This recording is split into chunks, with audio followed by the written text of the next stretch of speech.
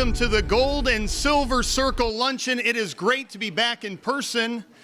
My name's Brooks Jarose. I'm the president of our chapter, and it's so great to be here with so much talent in this room, both past and present. Thank you all for joining us today. This lovely woman next to me is Joyce Mitchell, and she helped put this entire thing together as our Gold and Silver Circle chair. Please give her a round of applause. Thank you so much, everyone. I welcome you. This is a family affair. It's so wonderful, the faces I see out here as people take their seats.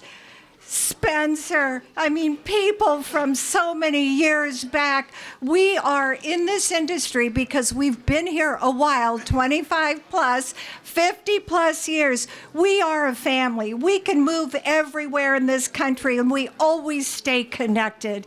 Edie, lovely seeing you here. Kopi, congratulations. I love looking around the room and seeing everyone's smiling faces. We are together once again. So the first thing that we're going to do is, could we welcome, because we're together for the first time in a couple of years, we have members of the class of 2020 here. Could I have you stand, please? Class of 2020. We have two members from 2020 here.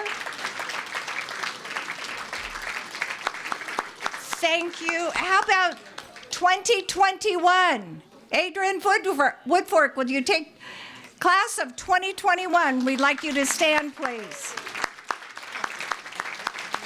Congratulations. We're very happy to have you here today since it was virtual. Virtual was wonderful. Your mother was there to greet you because it was virtual, but it's 90 years old, so that was a lovely thing.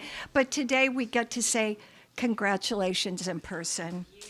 And now, the class of 2022. Could you stand, please?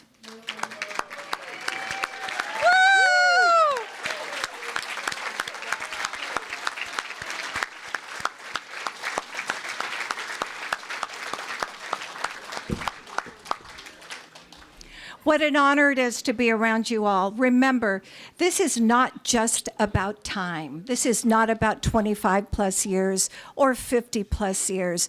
This is about the commitment that you've made to our community, to our industry, to people that you've mentored. It's so much more than time alone, although time is a requirement, and it's amazing we're still all doing it. 50 years, we don't know why, but as Juliet mentioned to me, when it stops being fun, we stop showing up and we stop doing it. So I think that's a reason we see so many smiles in this room today, right? We love what we do. We love our industry, and that's what this is about. Always in my heart and in my soul, while she couldn't be here today, I represent Terry Lowry. Terry Lowry is the queen of this organization's silver and gold circles. And when I was inducted in 2010, I had the honor of receiving the phone call from Terry Lowry. And forever in my heart is Terry Lowry. So I would like to, let's applaud Terry Lowry.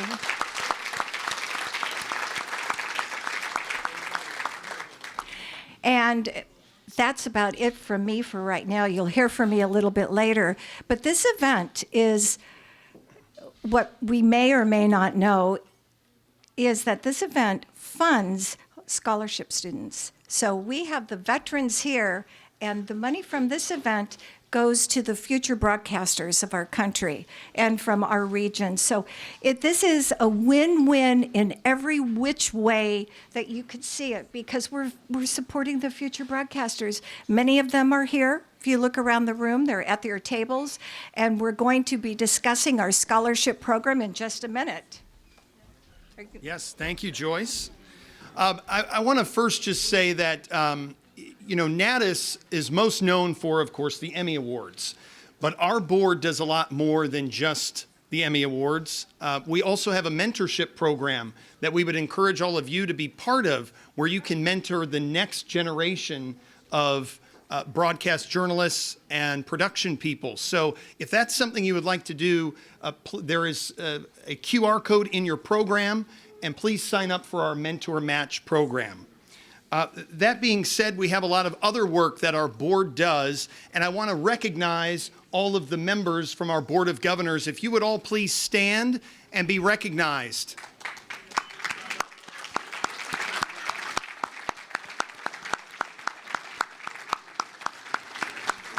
And thank you all to our board members for being here. They do a lot of behind-the-scenes work, not just planning an event like this, but making sure that all of our communications between our members goes out, helping organize the Emmy Awards, the scholarships, other outreach events. So we thank all of you for being here. That being said, we want to acknowledge that we have not only the old, but also the new joining us here, and the next generation that you all are helping support. So I'd ask all of our scholarship recipients to please stand now and be recognized.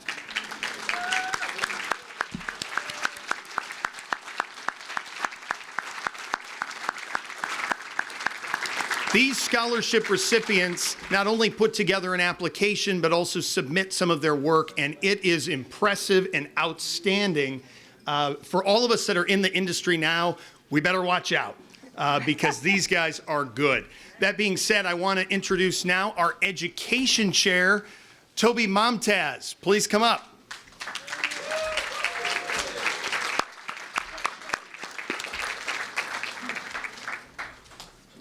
I have to say, Toby works a lot behind the scenes, and he's one of those unsung heroes that really helps organize all this and get this all together. So, Toby, thank you for your work. Thank you. And I've also insisted he be up here because he needs to get some recognition and some credit for all of the hard work he has done among our students.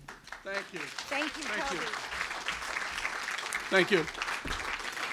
Thank you so much, and welcome everybody. It's an honor to be here on behalf of the Education Committee in front of you. And so Gold and Silver Circle inductees are being honored today.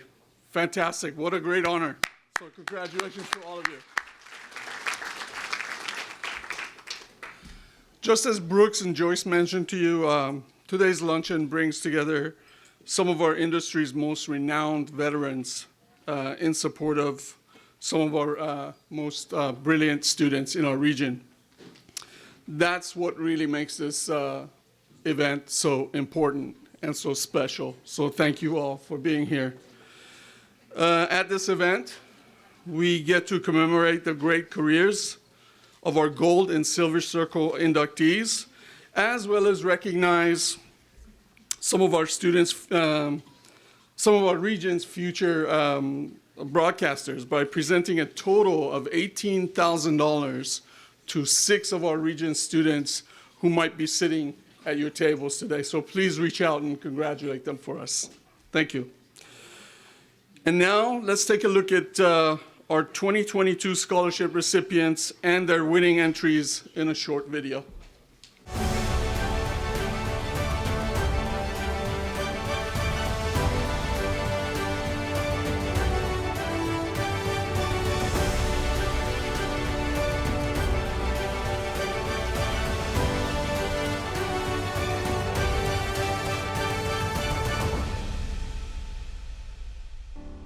Day has gone and said goodbye.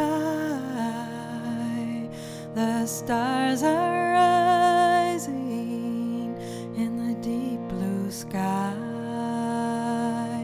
The owls who need no light to see come out to watch over you.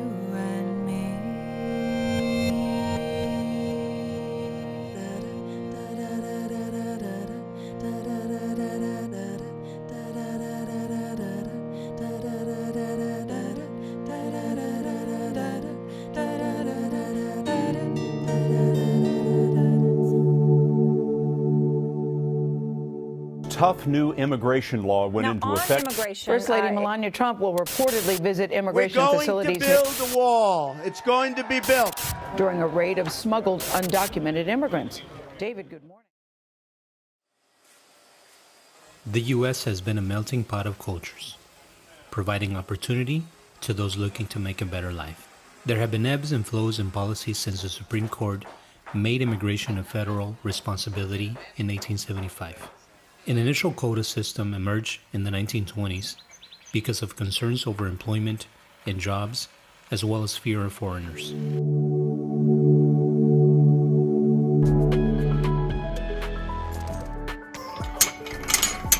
Do you feed the chickens every day? Yeah. What do you do when you feed the chickens? Go to the goosey, she hide the chickens, and I fed the chickens except the eggs. Oh, chickies, come here. Having Down syndrome, a lot of times people look at what you're not able to do, but Luke has really shown that he can be independent and do things on his own, and we're just very proud of that.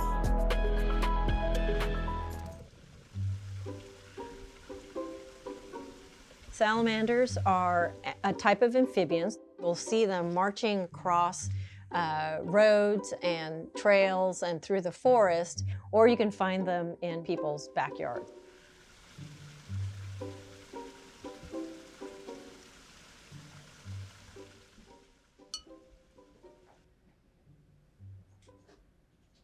We know that amphibians are declining globally. Since 2004, there's been a number of reports that listed more species of amphibians as being threatened, either critically endangered or vulnerable.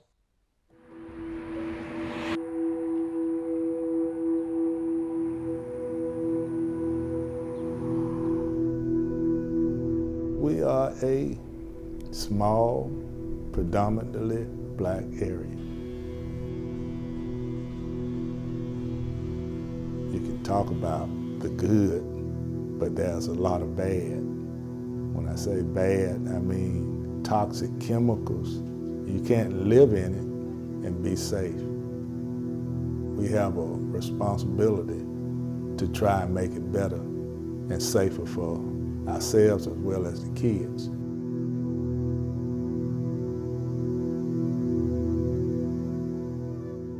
Estamos nosotros defendiendo el ecosistema, estamos defendiendo la cultura, estamos defendiendo nuestro derecho esencial a la participación.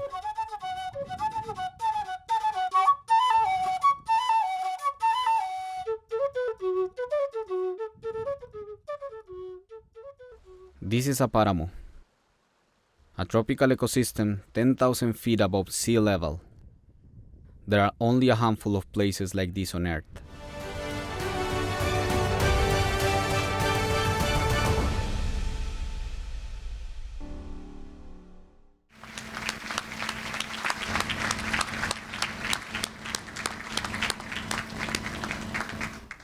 So before we begin, I want to thank Steve Schlisky, our Activities and Programs Chair, also a member of the Silver Circle class of 2014, for producing and editing the video that we just watched. Thank you so much, Steve. Appreciate it.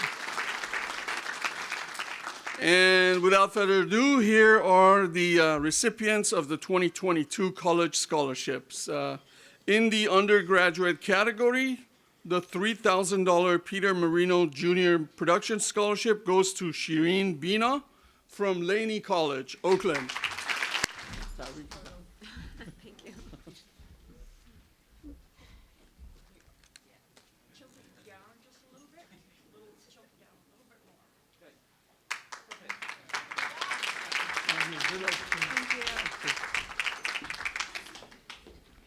We have another $3,000 Peter Marino Jr. Production Scholarship going out to Saul Ocaña from CSU Fresno.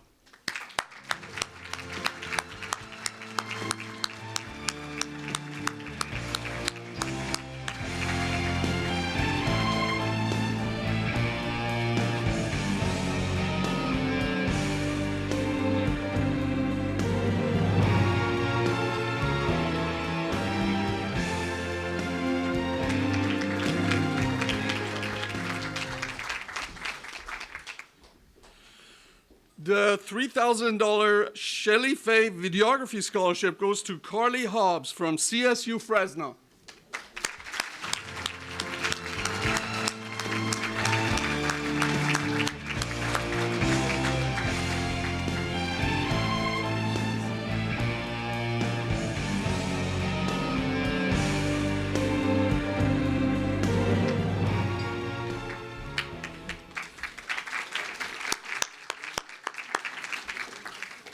In the graduate category, the $3,000 Miss Nancy Best Production Scholarship goes to Yan-Chi Chang from UC Berkeley Graduate School of Journalism.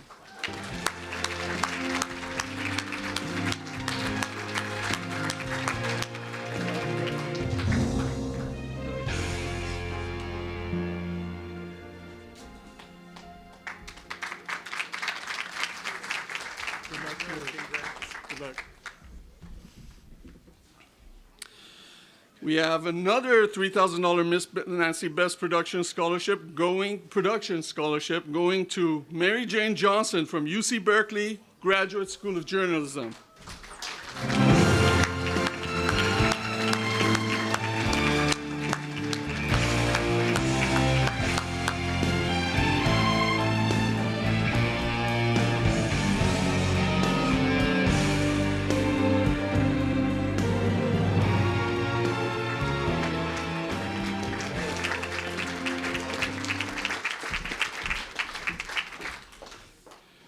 Okay. Last and final, $3,000 Jerry Jensen Journalism Scholarship goes to Cesar Rojas Angel from UC Berkeley Graduate School of Journalism.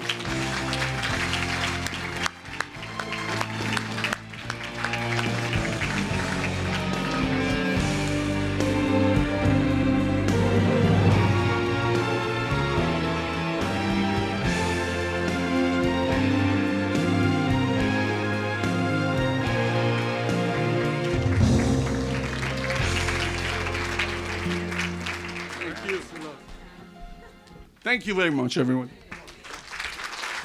Let's hear it one more time for all our scholarship recipients. I just want to give you a little bit of history about the Gold and Silver Circle. That while we've had the Emmys a while, the Silver Circle started in 1986. It seems pretty recent, doesn't it? Because it's become part of our life. It is the other event, the big event that we put on along with the Emmy Gala, this Gold and Silver Circle luncheon. I love the Emmy Gala, but I love the family reunion much better, I think. Yes, isn't it the best? We now have 291 members of the Silver Circle. And congratulations to all of you who have been inducted and to those being inducted today. Again, it is an honor. It's not only about the time, it's about the commitment you've made to the community, to the industry. It's the messages that we've carried with television, and we realize that TV has power, that with that power comes influence, and those in these circles have taken that influence and they've made a difference. And I thank you all for that. I think television is an integral, important component of everyday society. And we all have a big responsibility to carry the message and to do something. Let's talk about Gold Circle now. Those with 50 plus years.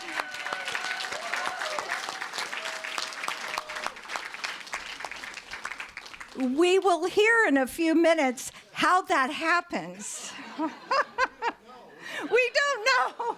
How does that happen, Kofi? You're going to tell us. We're going to hear about that. We started in 2002 with 4 members, and we've now grown to 29.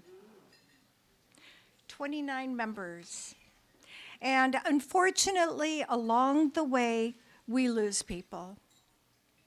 And it's part of life. And we're going to take a moment now, a moment of silence, and these are our friends, and we're going to pay tribute to them with the Linda G&Sc special in memoriam video.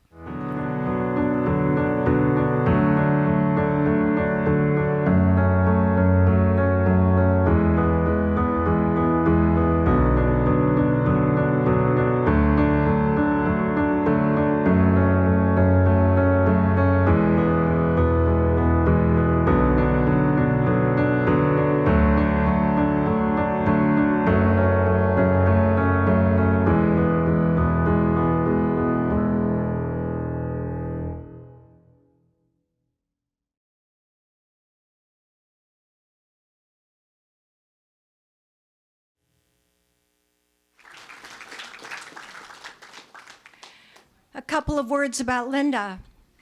Linda was this TV Academy for years, for decades. She was with National, I can't tell you how many terms, and as a governor, she's guided us all whenever I had a question about what I was doing, and that's always with many questions. Linda was there for me, and she always had the wise answer, and the answer with integrity, and she guided many of us, and she was the recipient of silver, gold, and the Governor's Award. And thank you, Linda, for always guiding me, still guiding me. And now, we really are beginning the show, and Jessica is here, and she is going to take charge and lead the roll call of special people being inducted into the 2022 Silver Circle. Gold will come next. Jessa Aguirre.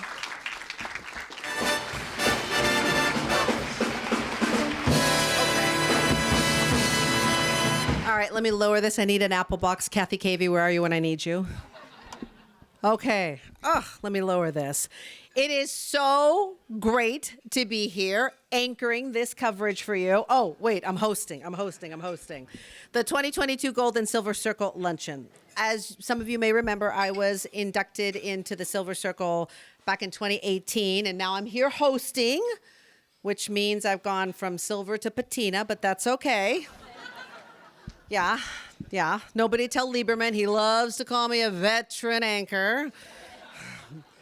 But we have a lot of veterans here today. When I look around the room and I see so many faces from Sacramento, other stations across throughout the Bay Area, Fresno, it really is a pleasure to be here. Some of my old pals from KGO are being honored today, so this is really special for me to be here. Bill Green, Leslie Brinkley, the remarkable Spencer Christian, of course. Now, we'll let you in on a little secret. Spencer didn't know he was coming to the Silver Circle luncheon today to be inducted. Spencer thought he was going to a luncheon at Silver Oak for a wine tasting. So I'm sorry, Spencer, but there is no $200 bottle of wine in your future. You're going to have to drink what the rest of us are drinking. Yeah. So as you've been seeing, with young people that are here, that we're trying to get them passionate about what we've been doing for so long, getting to the Silver Circle and the Gold Circle, is a special thing because it's not only about the contributions that people are making in our industry and broadcasting, it's really about having heart and soul. And more than anything else, those of us that are veterans, we also know that it's about passion. When you still have that fire to do what, those of us that are still in the industry and those of us that just retired are doing, and that to make it to this point, there is something that most people don't understand. If we were doing it for the money, it would be a different thing. But it's about that drive, that passion to go for that story and to tell it with everything that's in your soul, and to put on those shows day after day it really requires a level of dedication and challenge in an industry that just keeps changing and that keeps putting more challenges. I like to call it the Anchor Olympics, is what I call it now every day at work. And so when you have that passion, this is what we're celebrating today, being able to stay in the game and do this. We have a big program for you ahead, so I'm going to get through it. Look at the rundown that Daryl gave me. It's like a 90-minute special, right? So we're going to get through that. Before I do that, I just want to celebrate this man in front of me, Rigo Chacon. It is his birthday today. An icon in our industry. As a Latina reporter, you inspired me so much, Rigo. So I thank you for the path that you led for all of us. So thank you very much. Thank you. Okay, I can hear Bill Green, who used to be my producer, telling me, wrap it up, move along, move along, move along. So first up, congratulations to Bill Green into the induction of the Silver Circle. Bill was my 6 p.m. producer for many years when I was at KGO. This is actually the first time I've ever made eye contact with him. Because for the 10 years that I worked with him, when I sat directly in front of him, Bill would have his arm patch on, black arm patch, and he would just be typing. And then if you'd ask him a question, he'd bark some sort of an answer at you that really had the undercurrent of dumb shit to it. So you would be like, oh, okay, all right, I'll just get down there and do what I have to. But I will say that 15 years, I haven't been at KGO in 15 years, and there isn't a week that goes by that I'm doing the 6 o'clock news there that I think, where the hell is Bill Green? Bill Green would have taken care of this shit. Why isn't he here? Because he was the best producer of all time. All time. And here to introduce him, anchor by day, rocker by night, ABC 7 anchorman Dan Ashley. Good afternoon, everyone. I'm Dan Ashley from ABC 7 News, and it's so wonderful that you're all there today. My only regret is that I cannot be with you as I intended. Unfortunately, last couple of days, we had a family medical situation that's going to be okay, but it required our family's attention. So I'm sorry I could not be with you today. But I am delighted to be able to talk about my dear friends and colleagues and what they have contributed to this television station and, more importantly, to this industry. Bill Green is, the first word that springs to my mind is journalist, and he is every bit of that. As a producer for ABC 7 News for well over 20 years, he has just done it all in his career, and he certainly had a huge impact on us here at ABC 7. I had the privilege of working with Bill as he produced our 6 o'clock news, and I anchored it for nearly 20 years. And I can tell you one of the things that I am always reminded of with Bill Green at the helm, and that is you were always under control. The newscast was always being well managed, and nothing was going to go wrong, or if it did, Bill was able to handle it. He was a stickler for time. I used to tease him a lot that, you know, we're not doing NASA missions. He would tell us 15 minutes into the newscast that we're running 5 seconds heavy. No kidding, we're 5 seconds heavy, so keep it tight. It's like, we're going to be okay. But Bill was just a pro's pro, and he did such a wonderful job here for us. Just a first-class producer, first-class guy, first-class journalist, and it was a privilege for all of us here to work with Bill over many, many years, and we are thrilled to induct him into the Silver Circle. Watch this, a little bit more about Bill Green's remarkable career. But on Fridays and Saturday nights, watch out. This place turns into what Police Chief Ray Shipley calls the entertainment capital of Humboldt County. Bill got his start at KVIQ-TV in Eureka back in 1976. While still attending Humboldt State University. A chance meeting with the program director led to an internship, part-time work producing, and even anchoring. Has Berman offered you any deals in return for your vote for him? And later, a full-time reporting gig. His ability to turn a phrase and tell important stories was there from the start. I could go on with this ridiculous verse, but the chances are good that the rhymes would get intolerably worse. But the story is serious. Don't take it in jest. Bill Green reporting for KVIQ News West. From Native American fishing rights, because this area is part of the Hoopa Reservation, to violence in the community. In 4 months, there have been 6 rapes in this neighborhood, generally surrounding Jefferson School. Making just $700 a month, he asked for a raise, but it wasn't in the budget. This is Action Newsbreak. So in 1980, he left for KFSN TV in Fresno, where he covered a wide range of stories, from the 1983 Coalinga earthquake to an anchor look-alike contest at a local high school. I picked out my mom's wig and tried to work with it. That's not your real hair? No, it's not. But it was behind the scenes as a producer where Bill had the biggest impact. And after 13 years in Fresno, where he met his wife and acquired 2 stepdaughters, it was time to move on. KGO-TV, Channel 7, #1 in Northern California. This is Channel 7 News at 6. In 1993, Bill joined KGO-TV in San Francisco, taking the helm of the station's flagship 6 p.m. newscast. He watched anchor teams change, big stories come and go, and led the Bay Area's most watched newscast for more than 20 years. ABC 7 News starts right now with live breaking news. And that breaking news is happening in this very newsroom where we mark a major milestone. And when he finally retired in 2015, it was the end of an era at ABC 7 News. I will miss when you go like this in the editorial meetings, because that means Bill Green has a good idea, a good story idea, and we should probably do it. You actually asked me a question which few producers at Cron ever asked me, and that was, you came over to me around mid-afternoon and said, tell me about your story, Vic.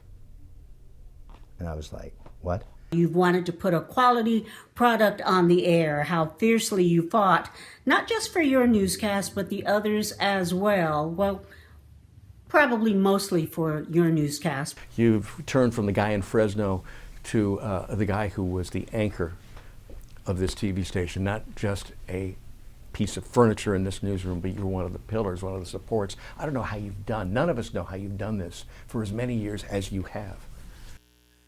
Bill Green, ladies and gentlemen.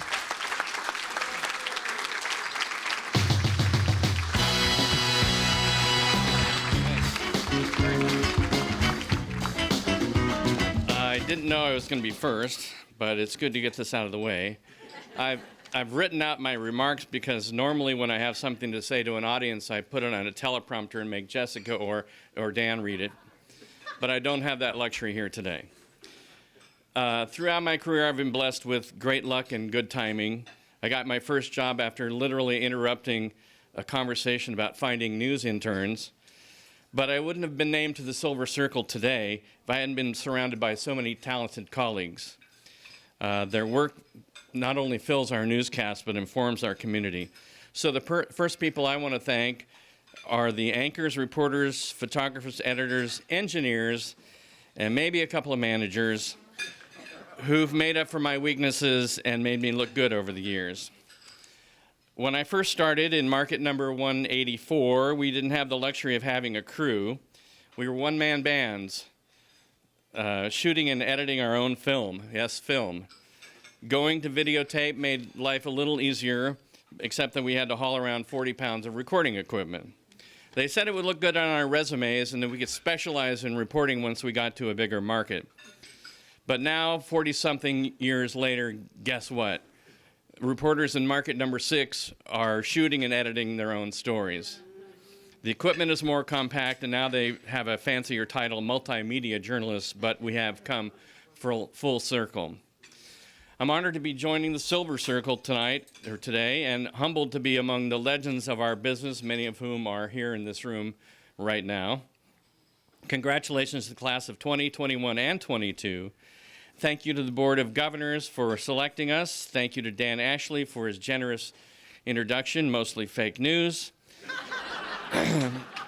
And to Ken Miguel for producing the video. Special thanks to my family, my wife Judy for putting up with me, our daughter Amy for accepting me into the family 35 years ago, her husband Chris for joining the family a little more recently than that, and to our grandchildren Sam, Abby, and Mackenzie for inspiring me to be a better person.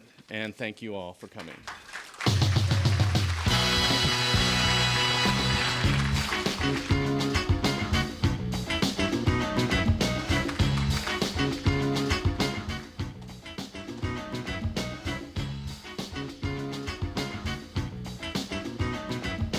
Bill Green, everybody.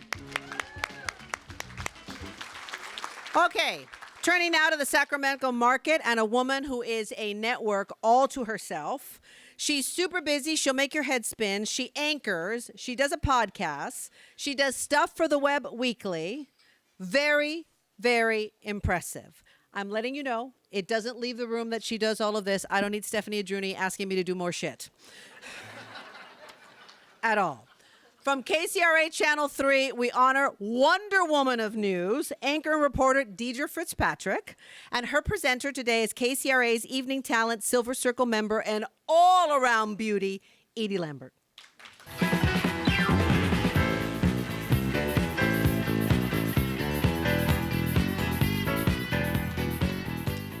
right, sorry, Jessica, we're going to do this.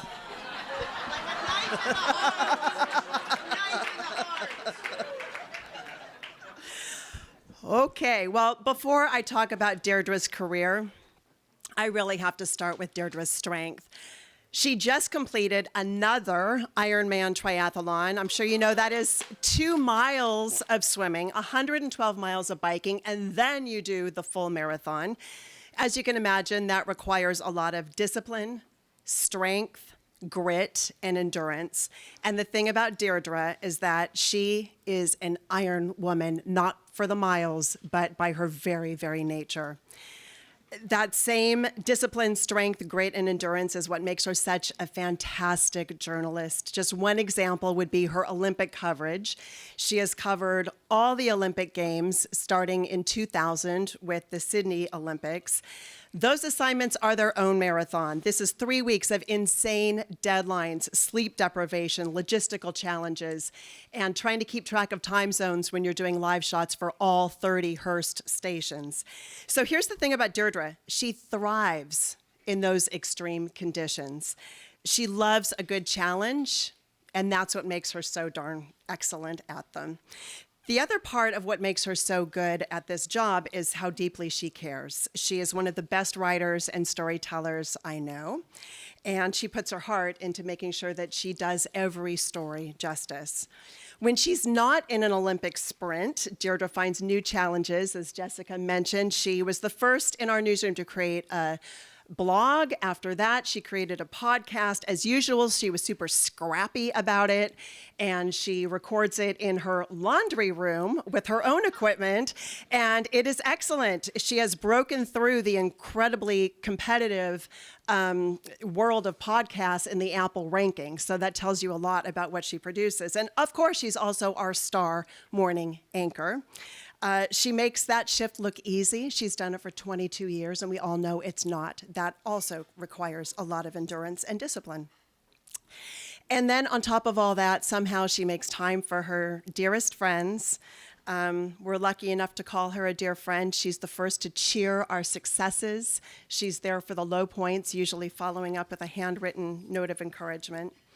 Finally, you would wonder who on earth could keep up with Deirdre? Well, that would be Kit, her husband. He is also an Iron Man. He also has a huge heart.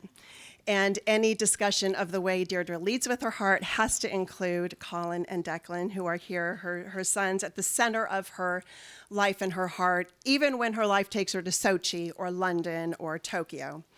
And I know you guys are really proud of your mom right now, but I hope you know how proud she is of you, too. So with that, here's a look at some of Deirdre's career highlights. I would like to mention that they were all put together by photographer and editor Mike Domalog, Deirdre's partner in all of our Olympic coverage and so many other things. Public service workers have until 11:59 tonight to apply. I'm completely unqualified to do anything else because I never once thought about doing anything else. I announced to my family when I was 4 or 5 years old, watching Walter Cronkite with my dad, that's what I'm going to do. With Deidre Fitzpatrick. Hey, I'm sorry I mispronounced your name. Deidre? Deirdre? It's Fitz. Oh, it's Fitz. She's Fitz. My name is Fitz. You know my name. Deirdre is the same person she is on the air as she is off the air, somebody who's always known who she is, even from when she was a little girl interviewing her stuffed animals. My dad did not think this was a good career, not stable. He worried about me being able to make it until he saw me at the University of Missouri and he saw me on TV at KOMU, the university's NBC affiliate. and he heard me on the radio, and then he was like, wow, what a job. And then they were my biggest supporters after that. And he was attacked by a beanie-wielding mob of people. She's a first-generation American, so she has that kind of work ethic. She has the sense of humor of an Irish pub. So she is who she is on the air, and I think that shows through to her viewers. Of course, what goes up must come down, and there have been times Annie's gone up and needed a little bit of assistance. She's so smart, intellectually curious, will challenge you on anything that you're saying. She knows pretty much a little bit about everything. I love talking to people, and I feel like everybody's got a little something to tell, and I think it's a real privilege to get to pull that out of people and to set them up to tell that story, to make them feel good about telling their story. How cool is that? Oh my gosh, we've been around the world and back. And then back around the world again. And by the time it was done, it was the longest man-made structure in the world. Getting to travel for the company and getting to tell all these stories around the world and see the Olympics through these athletes' eyes, but then also make our viewers back at home feel like they were there too. She's done 26 marathons, 2 full-length Ironmans, to raising our children. She manages to pull it all together on much less sleep than all the rest of us. First thing, we always talk about the weather, and then we talk about our next fitness adventure. In the morning, when she comes in to join me on the desk, she's like the home run hitter. I know I can always count on her. You know, I stayed on the morning show for my family because for me and for our family, it made more sense. It allowed me to still do this job that I really love and to have these big opportunities while they were asleep. Take a second. Look how amazing what we are experiencing is. And to actually feel it and appreciate it in the moment is huge. So yeah, I am still having as much fun, if not more, than I did years ago.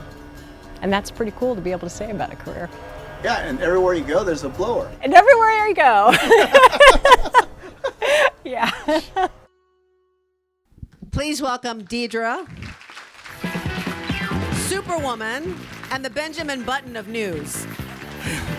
You're like reverse aging.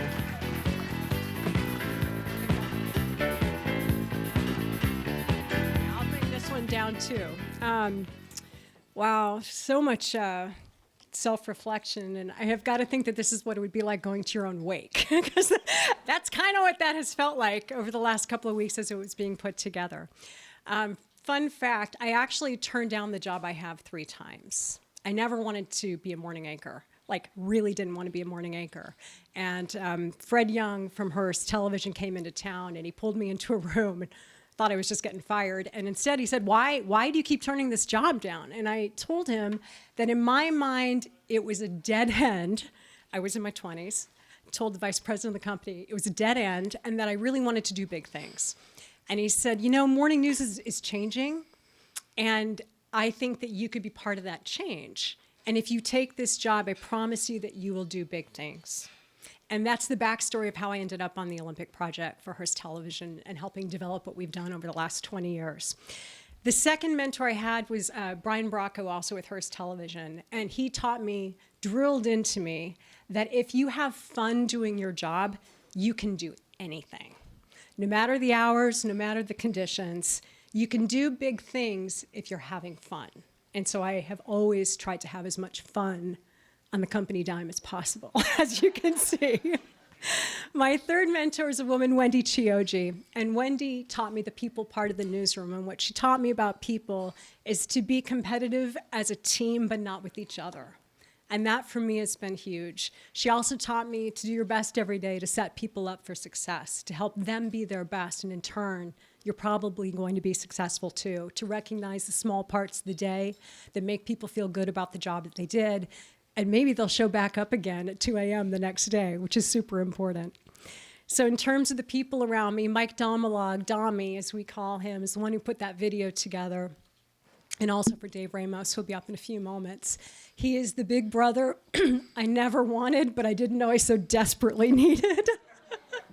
And he has made me look good behind the scenes and on television for 20 years. He is the greatest friend that I could ever have, and I couldn't respect, like, or love Dommy more.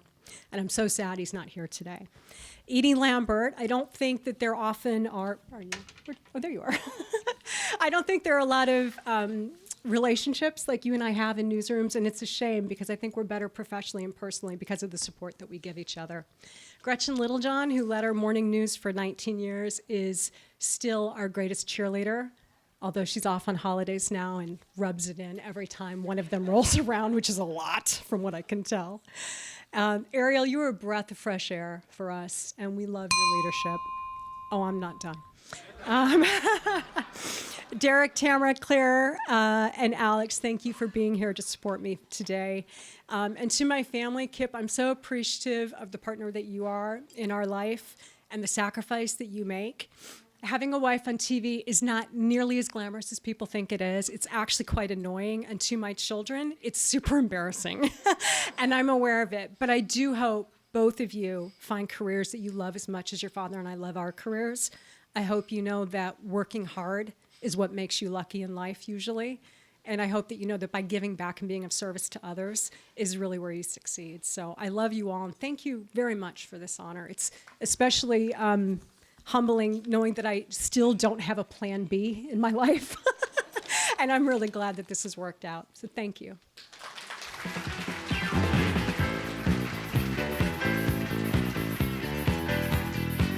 I don't think she needs a plan B. Another round of applause, please, for Deidre. And Edie, watch me. Bring this back to where it goes. Okay, we'll give them a second. Okay, we're live on the air here, people.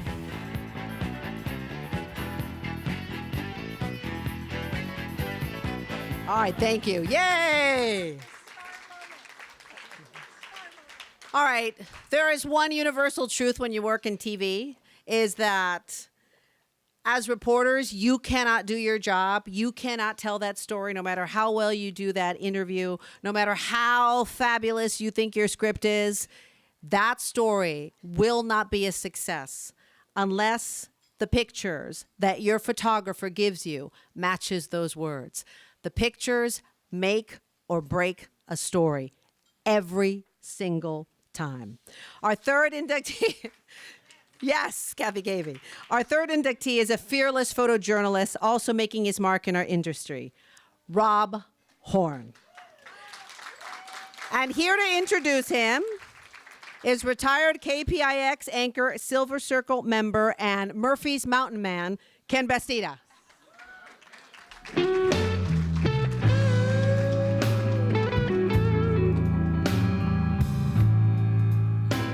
He's there. He looked just like he does in the program. Rigo, happy birthday, man. Jess, you said that Rigo influenced your career. Rigo actually had me arrested in 1988. For real. I had a bunch of warrants on my rear end, and Rigo told the cops where I was hiding. He'll tell you the story later. Let's go back in time to 1990, shall we? All right. So the news director at the time, Harry Fuller, many of you know Harry, he told me to go out to Contra Costa County, find a suitable location, hire a photographer if I could find somebody, and we're going to open up a Contra Costa bureau, an East Bay bureau. So I didn't want to go out to Contra Costa County, and so anyway, that was my assignment. So I had to find somebody to come out there with me. I looked around. We talked to guys. They didn't want to go out to Walnut Creek. Hey, man, I want to stay in the city. I go out there to the sticks, So I heard about this guy, Bob Horn, and a lot of good things. He was working at Channel 11, and he did some good work there. He did some great work down in San Diego. He was actually the first photographer that was at the McDonald's massacre down there, like the first of the big shooting things. He was the first guy there, actually beat the cops there. And so that told me this guy's not afraid. This guy's a tough guy, right? So anyway, he got the job. We started working together. I didn't know a whole lot about Bob, to be honest with you. We just kind of worked together for a few weeks or months until one day we were in the helicopter together. I don't know what we were shooting. I forgot what it was, but we were up in the chopper. And in those days, if you're in a helicopter, Christian, you remember those days, you had to go out, you put your photographer in a harness, and he had to slide the door open and go out and stand on the skids with the camera. We didn't have gyro cams and digital whatnot. You had to send a guy out. So Bob put the gear on, and he went out and got his pictures, and I don't know what we were doing, but I started talking to the pilot, and the pilot's talking to me, and we're BSing inside there. We kind of forgot that Bob was out there. So started to fly away, and we heard this pounding on the side of the helicopter.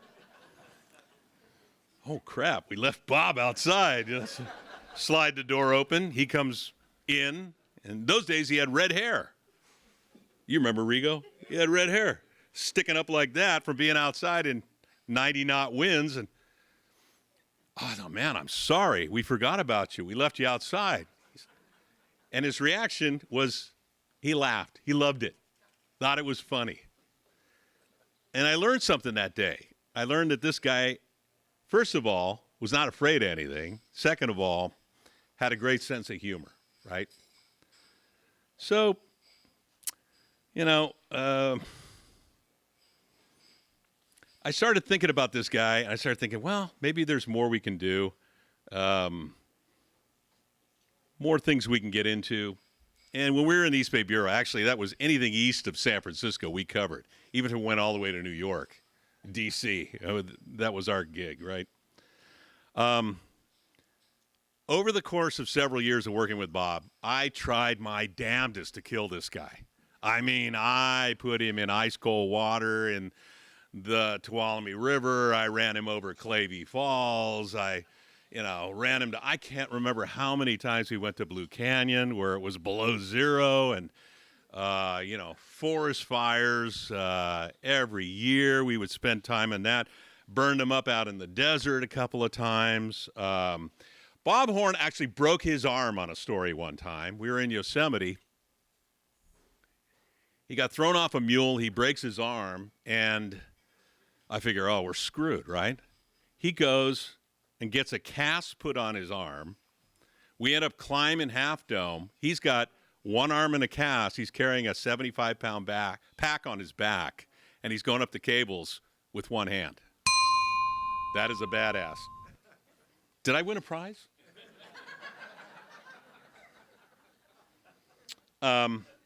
Okay, I even shot him one time with a gun. This is a true story. He can tell you the story. It's kind of long and drawn out, and I won't get to that. But he survived it. Obviously, he's here today, so he was none the worse for wear. If you've ever been in Bob Horn's van, it looks like the frickin' International Space Station.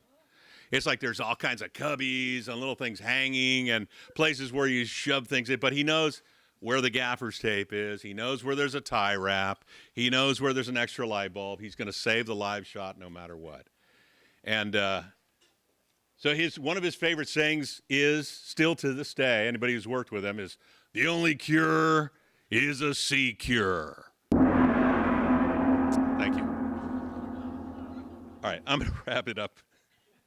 They sent us everywhere. Bob's pictures were always great. I always think of him, I would describe him, if you don't know who he is, I would describe him as a cross between MacGyver, Ansel Adams, and Santa Claus.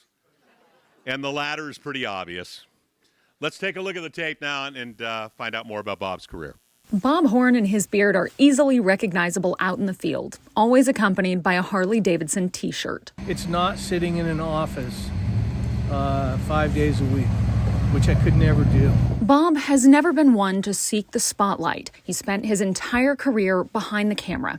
And if you think back to any major event in the Bay Area in the last 3 to 4 decades, chances are Bob was there. The Battle of the Bay continues at second base, so the Oakland A's take. I'll tell you what, we're having a During Loma Prieta, he was at the World Series game at Candlestick Park. Every one of those orange glows that you're looking at right now is a home on fire. The Oakland Hills fire and many, many, many other fires. He was there too, along with some major out-of-town assignments. Climbing Half Dome with Mr. Bastida. Take a look for yourself and everybody else in the Bay Area. If you've never been up at the top of Half Dome, this is it. Hardest thing I've ever done. We're sitting about almost a mile up from the valley floor. Moving camera and microwave up the backside of those steps. Getting up here is a lot easier said than done. Good story going to the Middle East with Dana King. Went to the Lillehammer Olympics with Dave McElhatton. Bob started his Bay Area career with KNTV in 1985, and in 1990 he made the move to KPIX, where he was assigned to the Walnut Creek Bureau with Ken Bastida. The Beard took on a life of its own shortly after, but believe it or not, there is a face under all that hair. Product of working in Oakland. That was its start, and so I just let it grow. I take a lot of heat in November and Christmas. Don't grow it this long, because holiday comes, people want things from you. In the middle of the night, Santa went missing. I can't believe somebody would come by and steal that Santa. Come here, Bob. This is my photographer. He does look like Santa. He's perfect. What do you think about this story? I feel like my brother's missing. Terrible. Some see Santa, others maybe a garden gnome. We are all set up for our live shot, and I found a garden gnome hanging out right next to our truck. I don't have my cone hat on. Yes, you do with your hood. It totally looks like a cone. It's the people. Makes it worth doing. It hasn't got old for me yet. When it gets old, that's probably when it's time to say goodbye. Hey Bob, it's Art Mitchell. I was also thinking about all the fantastic times that we had. Some happy, some not so happy, but we as a team always came out in front. Hi Dad. I'm sorry that I can't be with you today. I would have loved nothing more than to see you win this award. I know how hard you've worked and how passionate you are about your job, and so this is very much deserved. I know you're typically the one saying this to me, but I'm very proud of you, and I love you, and congratulations.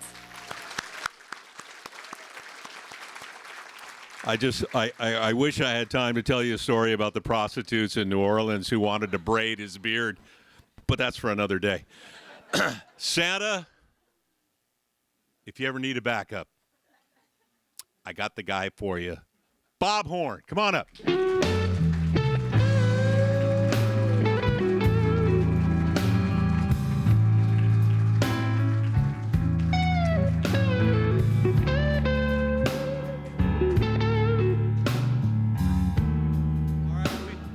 Make this short because I don't like to talk about myself. Thanks to Wayne Friedman for throwing me under this bus and the board for nominating me and voting for me. Appreciate that. And those two blondes over there threw me under the bus too, because I thought, no, why am I going to go there to make that stuff happen? Again, I don't talk about myself. And then they threw me under the bus, and I got a call from the news director, said, "You're going, right?" I go, I guess I am now, but I wasn't. But let me thank all those people that I've worked with. You two. You weren't in the same building, but we were out there. My daughter, got to thank her. She had to go back to med school. She didn't go this career. Thank you. Her mom over there, and my brother, Miss Hallie, all of those guys. Thank them, because again, when you like what you do, you just keep doing it. And so there you go. Thanks, everybody. Thanks.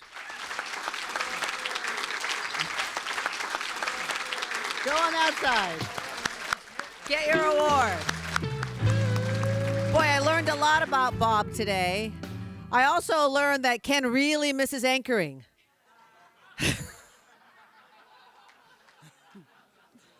Yeah. Leave your manifesto before you go, dude. I'm teasing him. I love Ken Bastida. All right. Thank you, Bob. Okay. Where would we be without E&G or S&G? You could have the best story, you could have the best show put together, but if nobody actually sees it, that's a problem. Joyce Mitchell here now to introduce Sacramento's KCRA's satellite news gathering specialist, Dave Ramos. Dave makes sure that all of those important stories that you've worked for hours on makes it on the air across the country, and he does it with precision.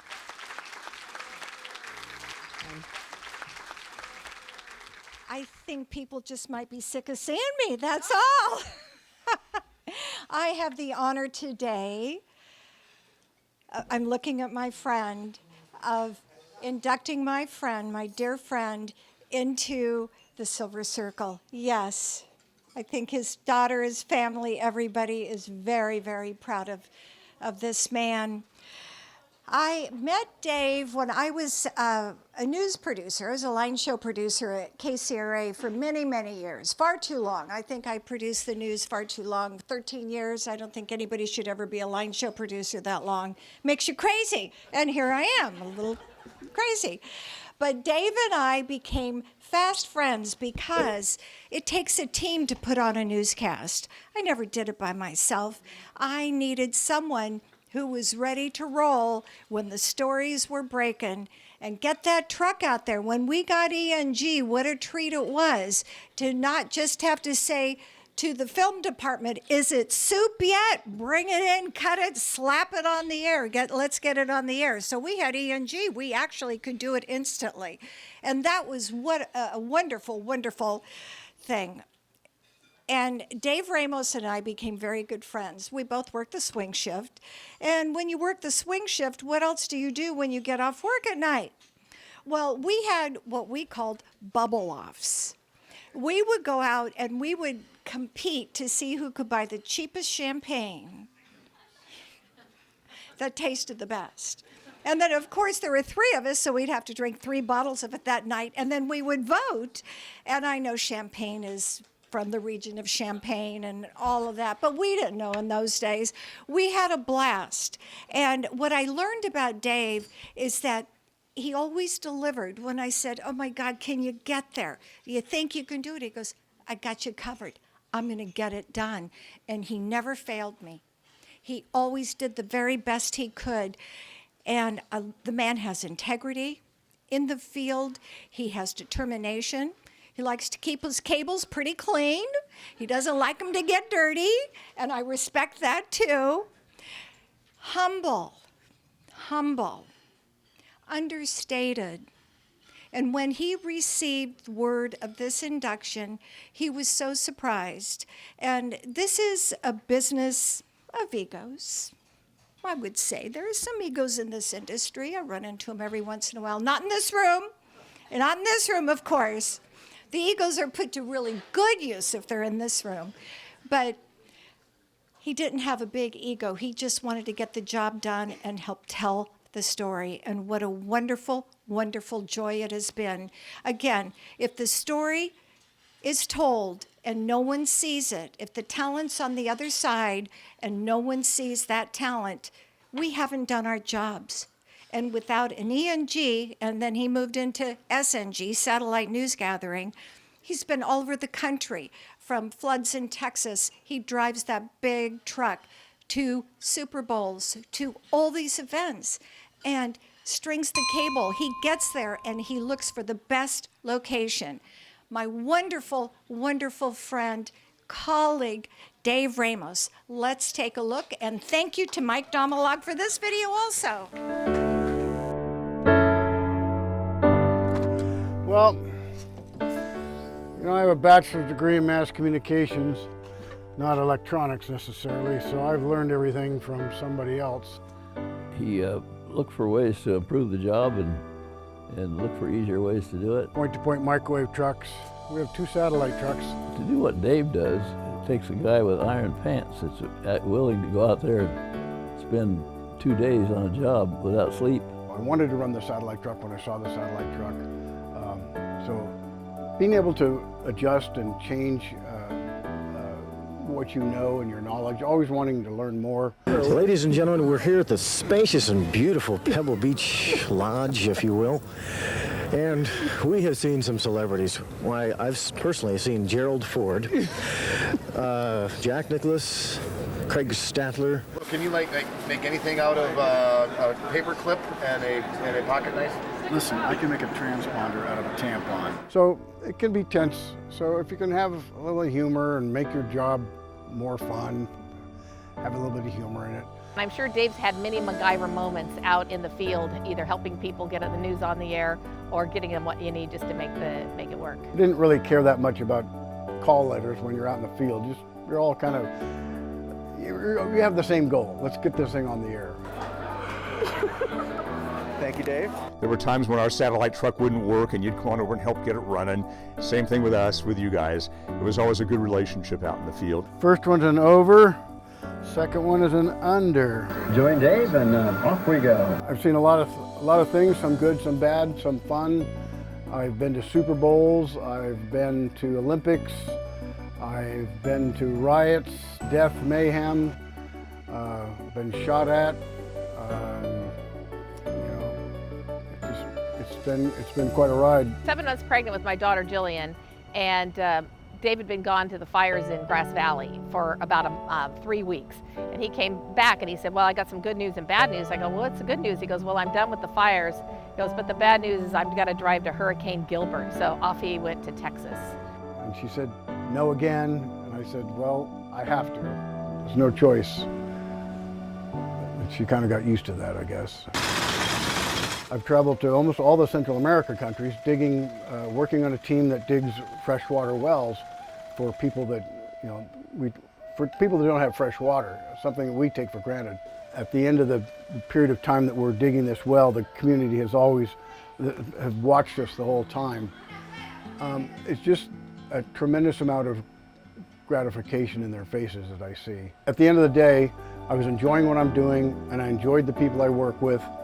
I can really never remember somebody that I just did not want to work with. Being able to be personable, being able to wanting to help people. I think I'm a giving kind of person, so it was never enough for me.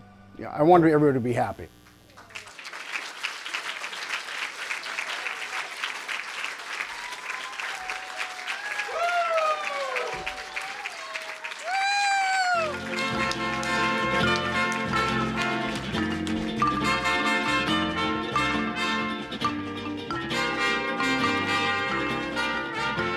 Thank you. I think this vindicates me with my family. I've always told them I'm a kind of pretty big deal. Thank you, Jessica, and thank you, Joyce. A special thank you to Mike Domalog, who wasn't able to make it here today. And of course, that video, I gotta hire that guy. And thank you to the Academy for thinking I'm worthy of being inducted into the Distinguished Silver Circle. Thankfulness, being thankful, showing gratitude, lifting people up with a thank you is healthy. It's also important to take stock of what we are thankful for. In positive psychological research, thankfulness is strongly and consistently associated with greater happiness. Thankfulness helps people feel more positive emotions, relish good experience, and improve their health, deal with adversity, and build strong relationships. So why all this thankful talk? I decided to look back at my career with an eye towards things, people, and events that I am thankful for. First, I'm thankful for my wife, Debbie, and my children, Zach and Jillian. As you know, the television industry is a 24-hour, 365-day industry, and there are times that I was doing news and not doing family things. I'm forever grateful for them and my grandson, Xander, and my other significant family members who are here today. And also I have 3 high school friends who decided to come from Sequoia High School, class of '68. Anyway. I'm also thankful for Ronald Reagan, then governor of California. See, I was a sociology major and Reagan was slashing programs that would have been potential future employment. So I switched to mass communications with an emphasis on broadcasting.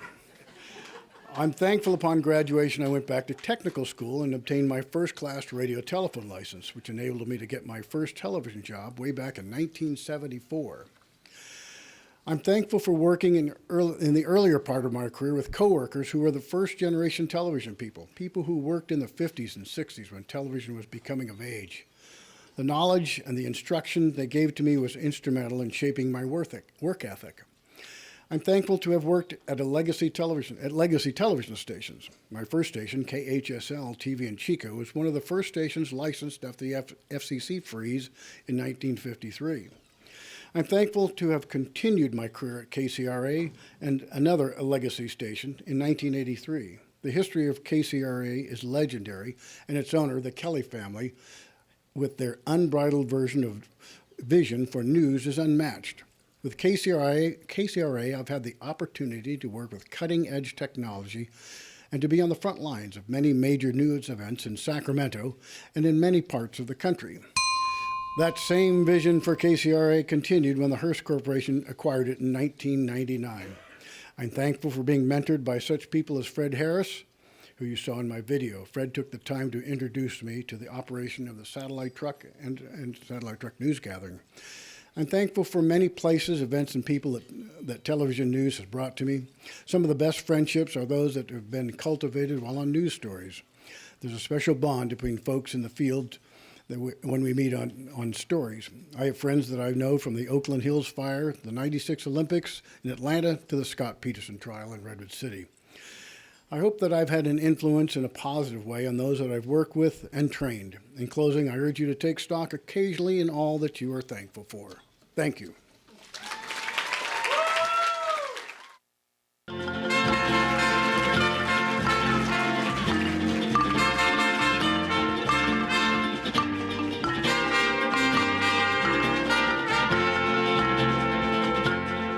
Another round of applause for Dave, everyone.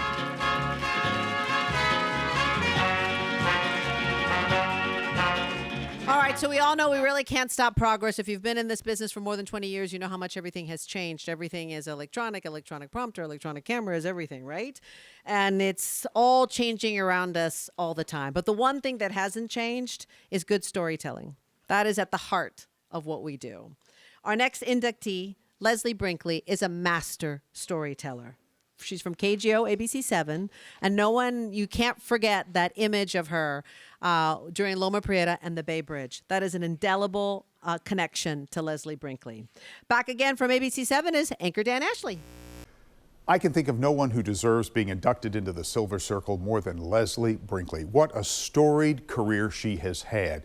Starting her career out of college in Beaumont, Texas. Of course, when I think of Leslie, the iconic image, and there were many, was her standing on the precipice of disaster on the Bay Bridge right after the Loma Prieta quake. You remember that as well, when she literally stood for the live audience, showing them what it looked like, cars below on that collapsed section, and she was right there just feet from the edge.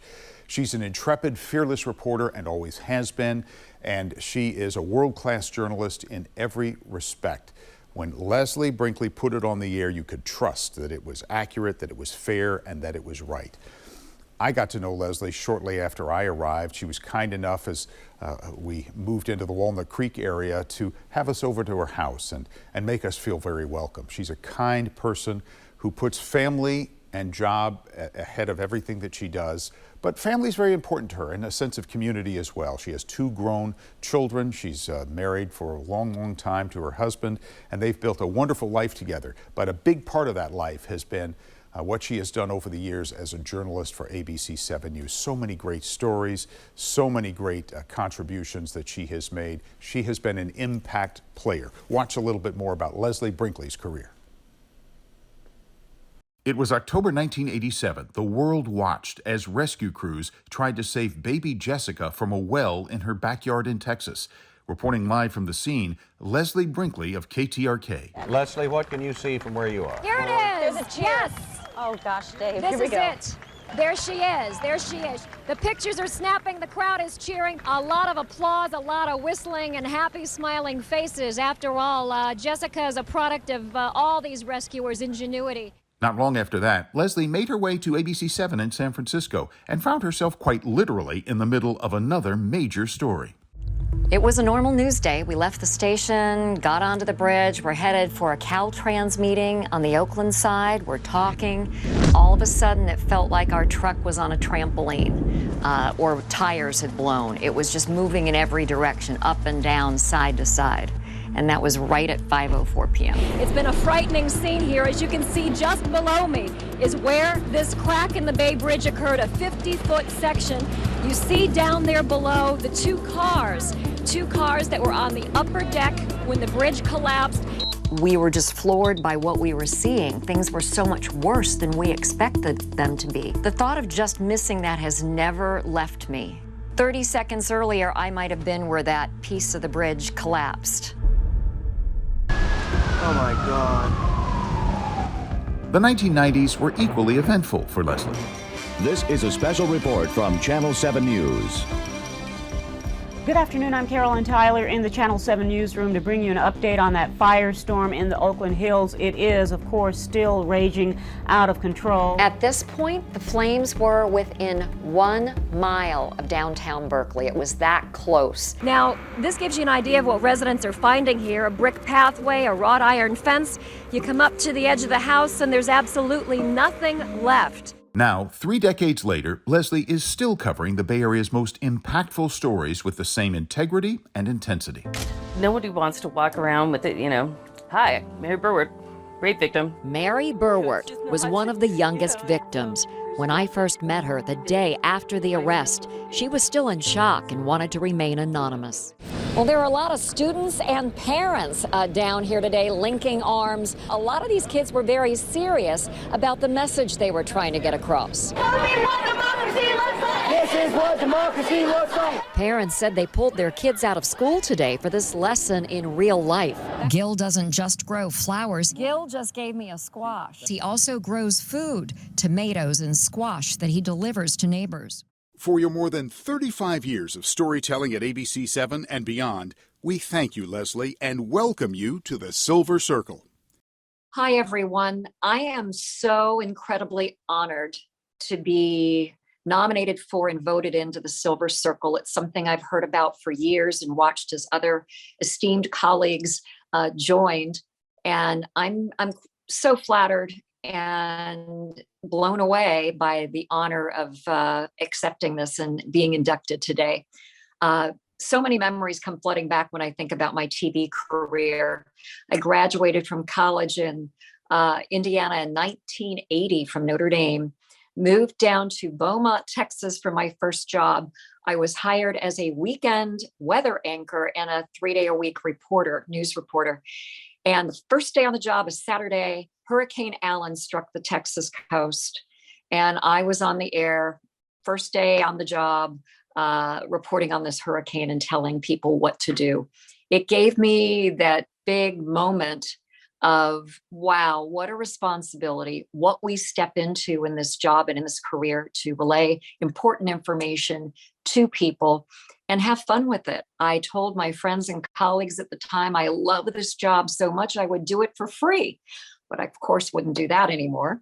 But I have always had that level of enthusiasm that I brought to the table in doing the job of a television news reporter. And it's not something I had to push myself to do. It just sort of came naturally to me for curiosity and loving to meet new people and go new places.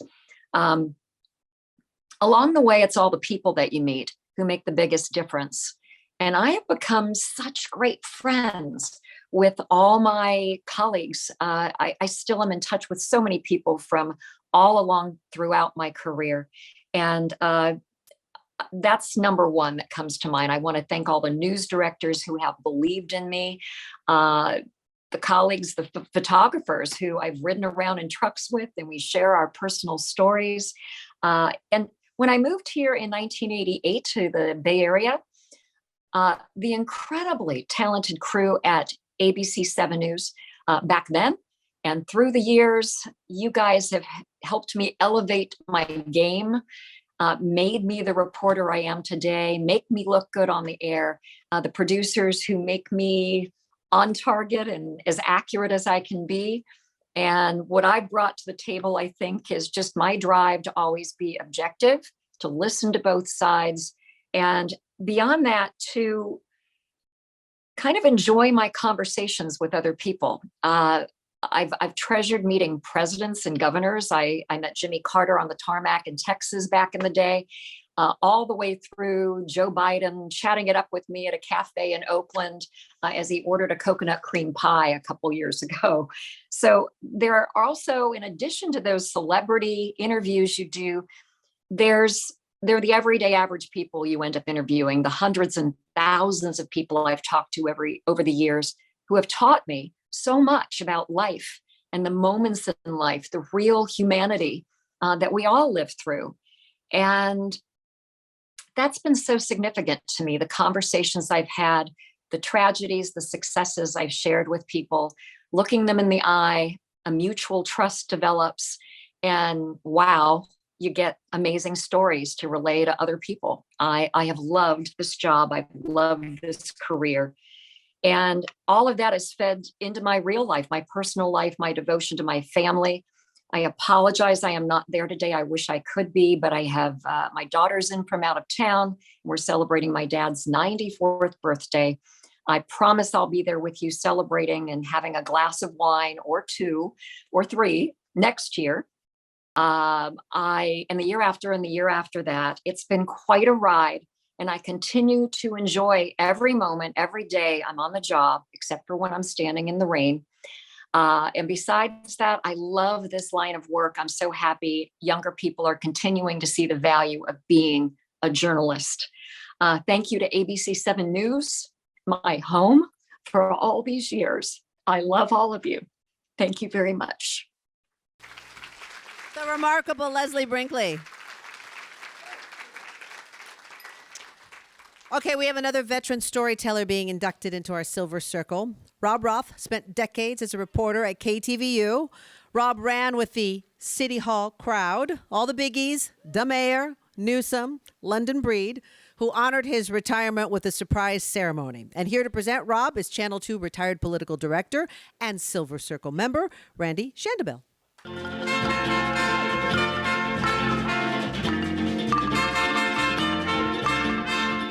Everybody. This is really a great day for me because one of my best friends is getting some well-deserved recognition, and I get to introduce him. Rob Roth is truly a fantastic journalist, but you wouldn't necessarily know it from talking to him because he's far too modest. My wife and I were on vacation when I learned that Rob had been voted into the Silver Circle. And almost at that exact moment, I was looking online, reading a review for a restaurant we were thinking about going. And the headline on this restaurant review was, "A top chef with no ego." And I thought, my God, that's Rob Roth. Every day, he puts out something really tasty and substantial and deep, but there's none of that frilly sauce on the side of the plate. You know, he's not into that. He's into telling the story. So excuse my notes. Actually, Rob and I just met. I'm kidding.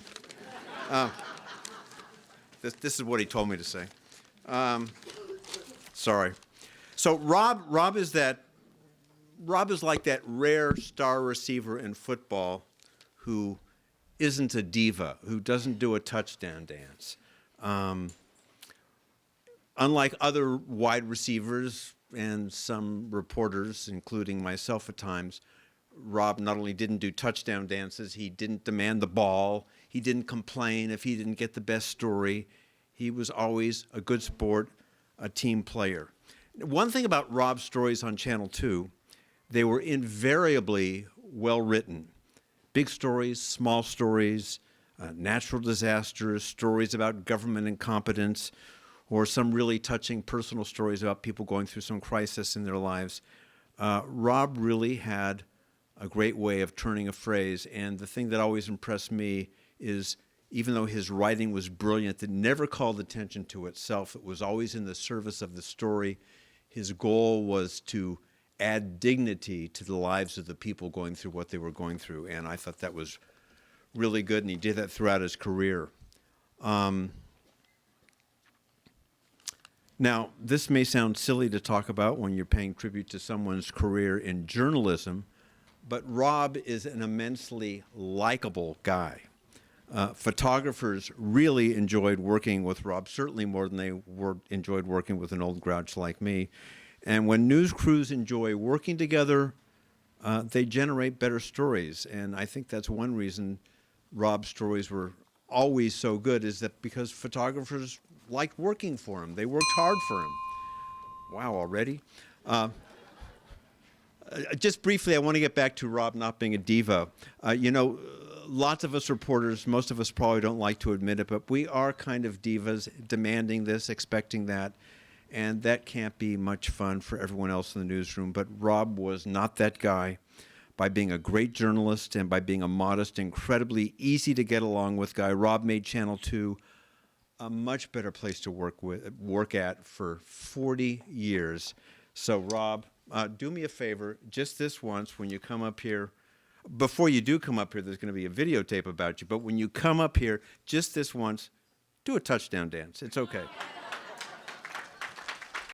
Live from Jack London Square, this is the 10 o'clock news. March 26, 1984. Good evening, I'm Dennis Richmond. And I'm Barbara Simpson. The top story, an earthquake, and day one for KTVU's newest rookie TV reporter. In Concord, Rob Roth, KTVU, Channel 2 News. In the early days, this former newspaper guy was working weekends and holidays. And so for today, anyway, anyone who wanted a hot Christmas dinner could have one. But soon, Rob Roth was covering some of the Bay Area's biggest stories, including the '89 Loma Prieta earthquake. The quake damaged Watsonville High so severely the state condemned it. He soon became a staple. On the beat, a man on the street. Nobody flushed for a while, okay? Or even under it. So I watched it on TV. I was just at home, and it's like, ew. But not only ew, but wow. Like, that's what it looks like? The sludge just sticks to the bottoms of your boots. My advice, don't come down here. We actually crawled like a whole block. And then Rob said, "You want to go another block?" I said, "No." Longtime photographer Martin Holton says Roth's stories were always his sole focus. He didn't eat lunch like a normal person. He would just leave his food until he's done writing, and then he would eat it. I will miss Rob's writing more than anything. On the canyon, the wind acted like someone was pouring gasoline from the sky. And then came that sound, the relentless rumble of 1,000 bass drums. You could not hear anything above that sound. In 1991, he became trapped while reporting on the Oakland Hills firestorm and rescued just in time. At that moment, a small fire truck with 4 firefighters came out of the smoke looking like Bogart in the last scene of Casablanca.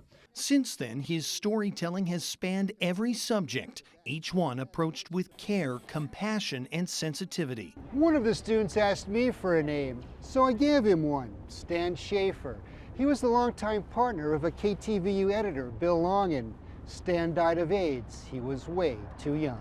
He's one of the reasons I and so many others here have always wanted to work here. But that high-quality work was challenged during the pandemic. It feels like I've been under a house arrest for the past 9 months. Still, Roth took it in stride, even when the content wasn't always the center of attention. And I certainly haven't gotten as much fan mail as this thing has gotten in my 30-plus years here. Decades spent on thousands of stories, many told in a way only he could. Some residents have named the peacock Abraham, others Bruce, Peter, or Paco, but there are others here who simply call him a noisy nuisance.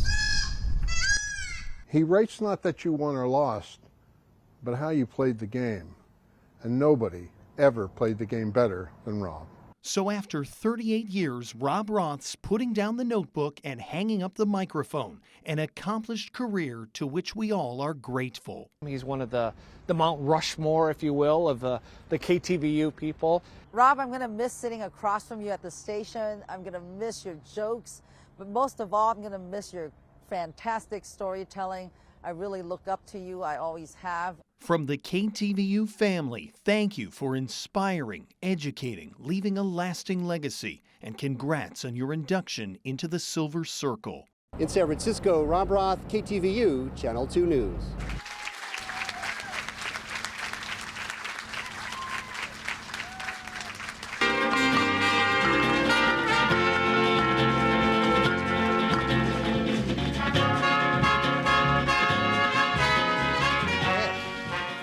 Thank you very much.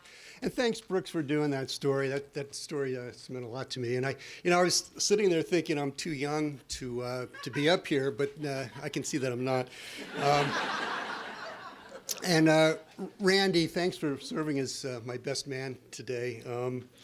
Randy was a mentor to me when I first got to Channel 2. And he taught me one thing that, it's one thing to write a story, but it's a whole other aspect to actually craft a story thoughtfully.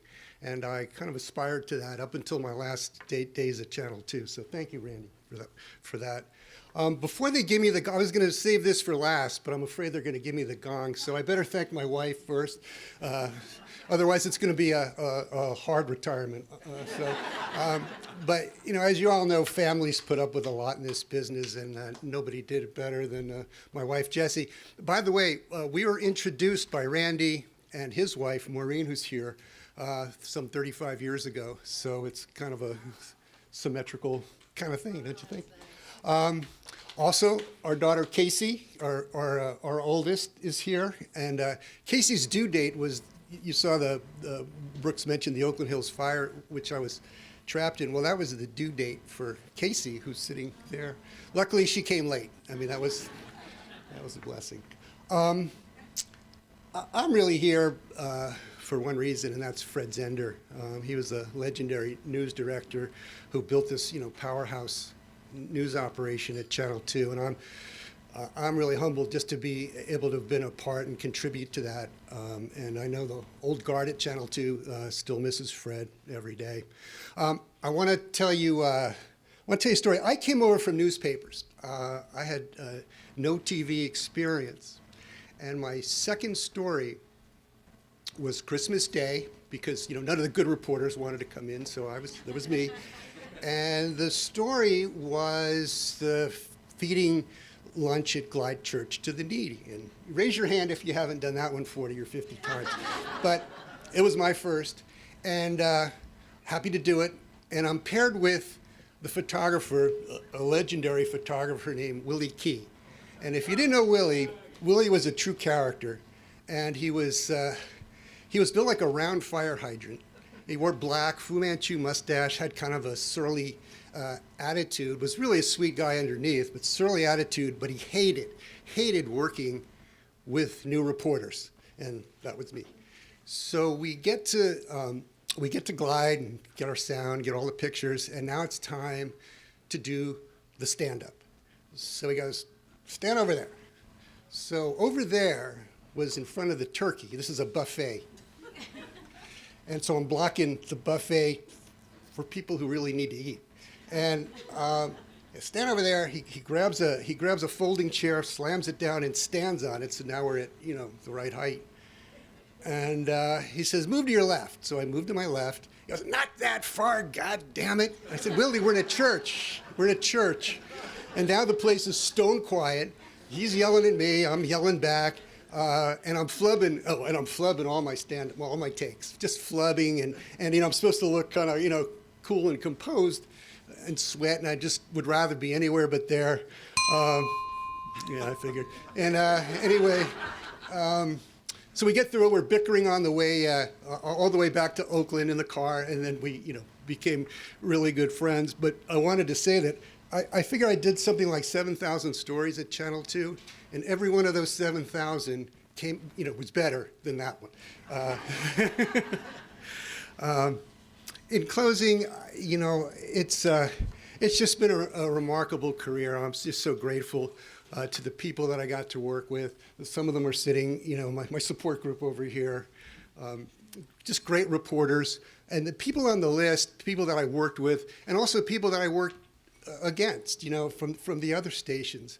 You pull up at a story and you see some of these, legendary reporters from other stations. You go, there's no way I'm phoning it in today, not with these people on the story. And so I sort of thank them for keeping me on my toes, and for all the people at Channel 2 who kept me going, kept me encouraged. And there were some days when it'd be Tuesday and I'd say, I'm never going to make it to Friday. And then here we are, much less. I never thought I'd make it up here. So I thank you very much for for this day. Thank you.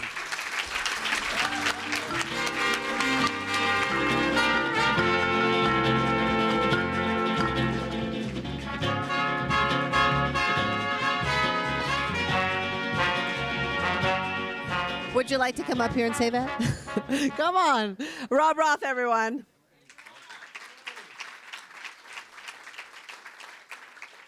Okay, so collectively now we need to give a big round of applause to all our Silver Circle inductees for the class of 2022. So impressive. Like when I listen to everybody who's come up today, it really solidifies the meaning of what we're doing, right? You see this kind of talent and these kind of storytellers. It's impressive to be included in this group today. All right, from silver to all that glitters is gold. 30 years in the business is one thing. 50 plus years in the business. That is stamina. It's a little daunting to think that you spend that much time in one career, right? But that's what the Gold Circle is all about. 5 decades or more in this industry and beyond. So we have 2 gold inductees today.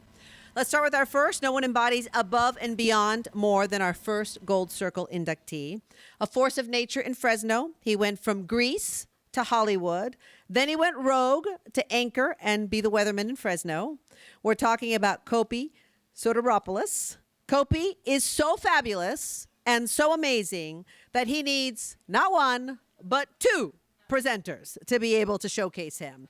KMBH's general manager, Matt Morse, and host, anchor, and Silver Circle member, Kim Stevens. Applause, applause, applause.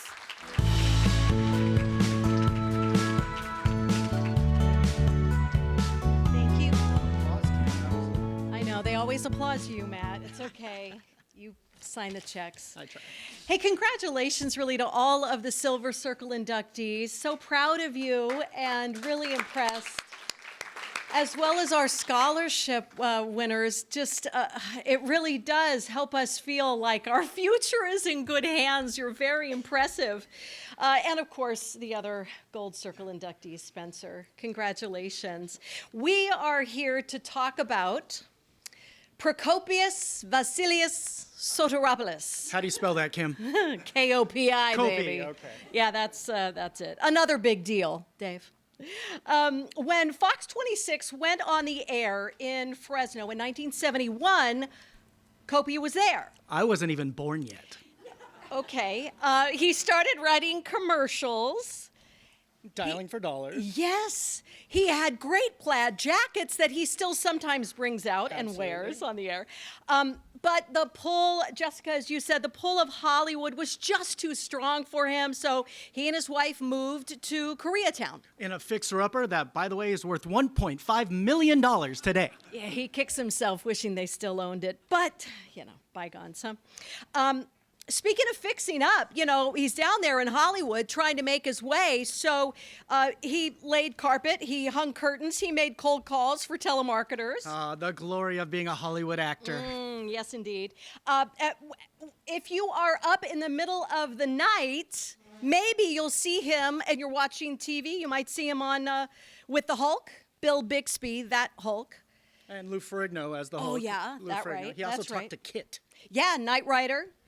Oh, Madeline, Devlin Connection with Rock Hudson, Three's Company Soap, the Hardy Boys. But a steady paycheck back in Fresno beckoned, especially because now he had 2 kids. Well, yeah, wife Elaine was like, dude, come on. So he went back to Fresno for his plan B, which really is his plan A now, right? So in 2003, Kopi and I started Great Day, and like Bob said, when you love something, what you do, it's not really work. And the morning show was 5 days a week, originally started as 4 hours, and now it's 5 hours a day. So keep that in mind. He's still on the air. Yeah. Oh, but we're almost not. Okay, so waking up super early, 2:30 in the morning, who likes that? But once we get into work, everything is so fantastic. But that's just work. Out in the community, Kopi is Mr. Fresno. Generations of families say he came to my classroom, and he came to my mom's classroom, and now he's in my classroom. I met him when? And Kopi may not remember every name, but the moments. They made him always feel special. It's hard to leave Kopi's presence without smiling. So today, Kopi, we smile with you. Let's roll that beautiful bean footage. So this is how you get the news, huh, Cope? I said only, and I am a respected journalist, and you know that. Today with the latest on the... Oh! Gosh. Getting to you with it. How do you feel? There we go. My wife says don't embarrass us in public. Okay. It's too late, dear. Jen, where are you from? Bakersfield, California. Bakersfield, from all over the valley. And do you watch Great Day? Oh, yes. Great. Here's $20. Thanks, man. Thanks, Vic. Very funny. Yes. Yes. That's all you Thank you for the interview. Ladies and gentlemen, let's get on to weather. It's so hot, I can hardly move. I'll move over here so you can see it. I don't have the energy to read it. Why don't you go ahead and read it yourself? Oh, stop! Playing golf the other day, my husband just got a bee sting because the bee flew up his shorts. Oh. Yeah, it's in a really... I know! Mamma mia! Why all this is happening? Low pressure spinning around, bringing up subtropical moisture. It's going to stay right there. It's not going to move on. It's like a brother-in-law. It was so cool. Some people just went out and mowed the lawn forever. You know, it is that time of year.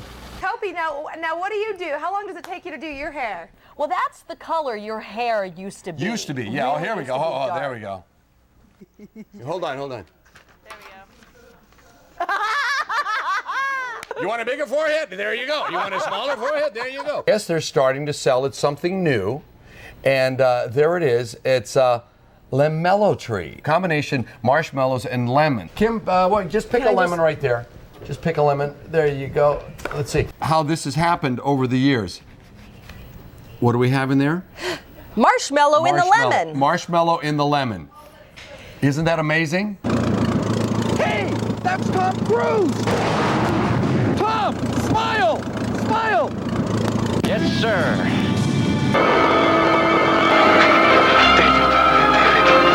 You go ahead. It doesn't matter, Doc. I'll get out of there too. Come, my friend! Come, escape!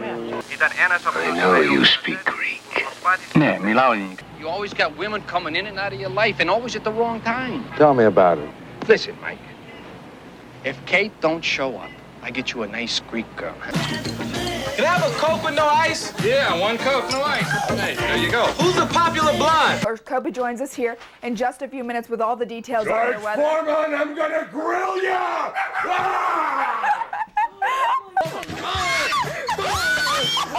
And you've got your George Foreman grilled chicken there, healthy food, a nice healthy salad in the center of the table. All your 5 sons are there, and you say, George, pass the salad. What happens? Who goes first? How do you do this? 68 to 74 degrees, sunny skies. Oh, look at them handsome guys. 4 Kopis. Exclusive. Exclusive. Exclusive. 10-day forecast. Have a great day. Brush your teeth.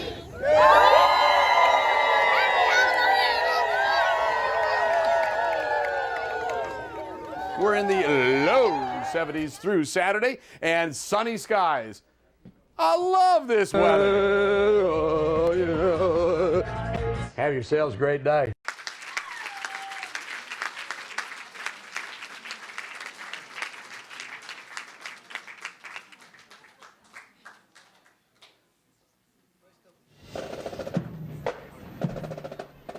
I didn't see the format for editing this video, so it's a little different than the other ones. I apologize. Gosh darn, what can I say? I'm a very lucky guy, very lucky. I'm blessed. First of all, I want to thank my parents, Anastasia and Vasilis Sotiropoulos, that came to America in 1951. I was 4 years old, and my brother was in the, let's say, in the oven, so to speak, coming over to give us an opportunity for a better life, because after a civil war, not much is left. So I owe them a lot. And anyway, gosh darn, I had some notes here. I would like to thank the following people. No. First of all, Kim Stevens is here. We started... Oh, hi. You're so quiet here at the set. It's another story. No, for starting Great Day. They started together. I started in '71, just writing commercials. We didn't have news then. It was mostly religious programming. And I would like to thank Mr. Harry Pappas, who started Fox 26. It wasn't Fox then. It was just Channel 26, independent station with his brothers. And he hired me. I was, fresh out of San Francisco State. Yeah, go Gators, go Gators, yeah. My first day on campus in 1969, I couldn't believe this, man. I just left L.A. and came up to San Francisco, and I thought, this is unbelievable.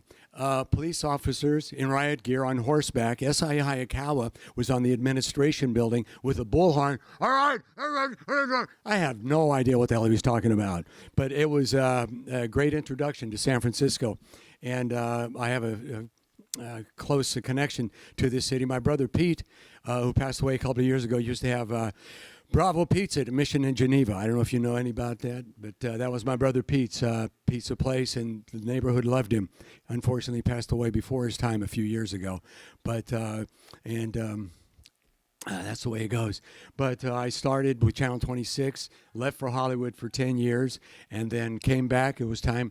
It's not whether you make a ton of money or become a big star. You're in the game, like any other game. You're in the game. You got your SAG card, which was a story in itself, and you're up like a baseball team. You're up to bat. You're up to audition. Some you get, some you don't. But I was very fortunate to hang in there for 10 years and, do some work with some, very notable other actors. So that was it was just very pleasing. I got to go back to when I was about 12 years old, living in Fresno, and I heard at the Warner Theater downtown. That's our version of the Hollywood Theater. Beautiful old theater out of the 20s. And then it's the fact that I have no idea what happened. Okay, very quickly, I want to thank everybody at KMPH Fox 26. I can't thank everybody over 50 years because I don't remember them all, but I have visions. And I'm just very moved because Mr. Pappas brought me back after we came from Hollywood and started doing weather, and then we got to Great Day going. So it's a matter of fact. Let me see here. I'd like to thank Faith Sidlow from Channel 20. Well, she was at Channel 24. She's a professor at Fresno State now, communications.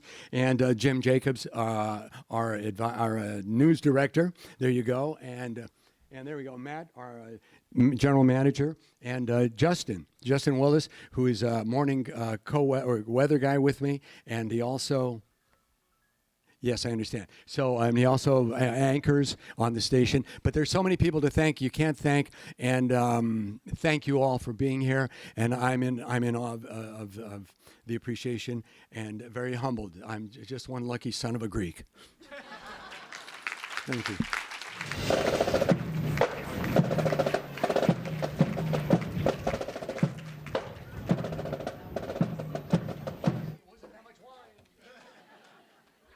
A big round for Kopi.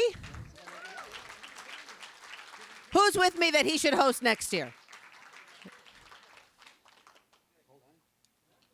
All right. Yay! Okay, some years we don't have any Gold Circle inductees, and as I mentioned before, this year we have two. Spencer Christian embodies success in television news, always breaking barriers with a smile and a pun. Always. So we were really blessed when he came to California, Cabernet in hand. If you don't know, Spencer's a big wine person. And I will say I was at KGO when Spencer came to KGO.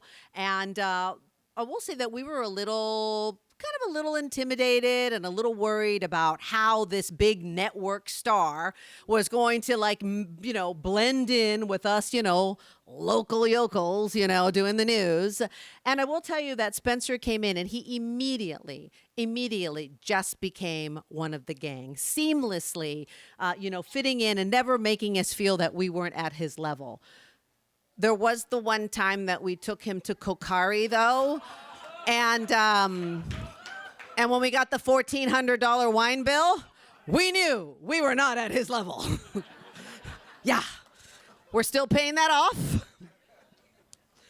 But today, we want to induct him into the Gold Circle. And his presenter is, of course, a man who would not miss a newscast, so he's back again, and his good friend, Spencer's good friend, Dan Ashley. I cannot tell you how proud, honored, and happy I am to have been asked by Spencer to induct him into the Gold Circle. 50 years of broadcasting excellence. He's still excellent. He still looks like he's 35. I don't know how he pulls this off. But he has had one of those Hall of Fame careers. Spencer's one of my dearest friends in the world. We spend a lot of time away from work together, as we do here on the job. And I can tell you the things I think about Spencer. He's obviously an outstanding broadcaster in every respect. And he's an all-position player. He can do about anything and has done about everything in his career. He's been a news reporter, a sports anchor, sports reporter, of course a weather forecaster for all of these years, a talk show host, on and on and on. He has done it all in his 50 years in broadcasting. And what is so impressive about Spencer is he has done it all as a class act. He has brought kindness, incredible intelligence, a great sensibility to everything that he does. He is always fair-minded. He treats everyone with great respect, off camera as well as on. He is a pro's pro in every respect, and one of the most decent people I've ever known, and I'm so proud to call him my friend. He's also one of the funniest people you'll ever be around, and I could tell you a million stories about his sense of humor, but everyone knows it well. He's quick to laugh. He's also quick to come to your aid and quick to offer advice. In every respect, Spencer has had a Hall of Fame career, and more importantly, he's a Hall of Fame person. So it is with great honor that we induct him into the Gold Circle of 50 years of broadcasting excellence. Here's a little bit more about Spencer's amazing career. I was around when weather began.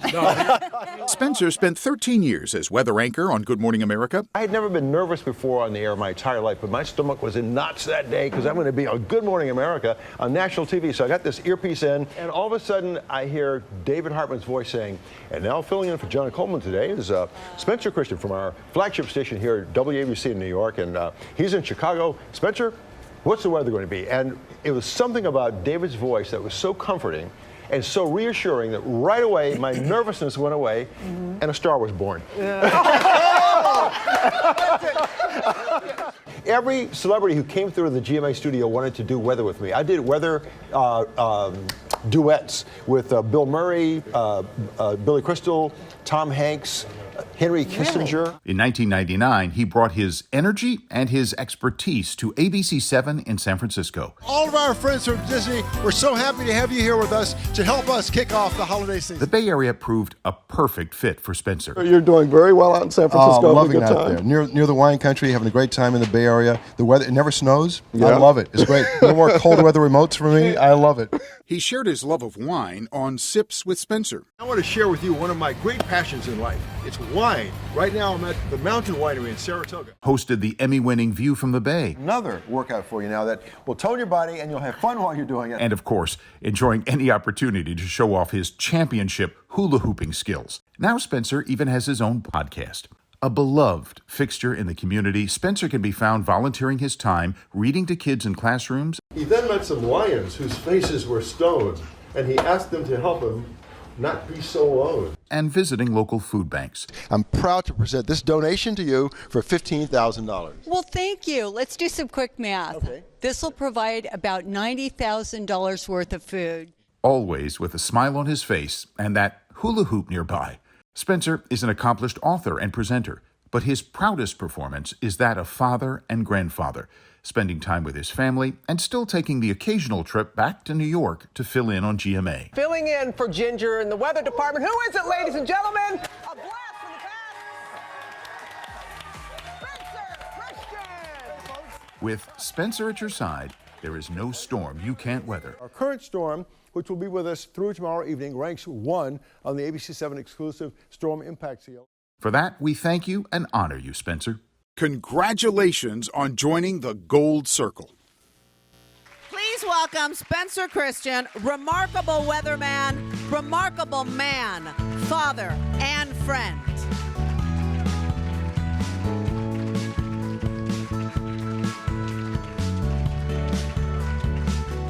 Thank you so much. Thanks. I've been wiping away tears at this eulogy. What an honor.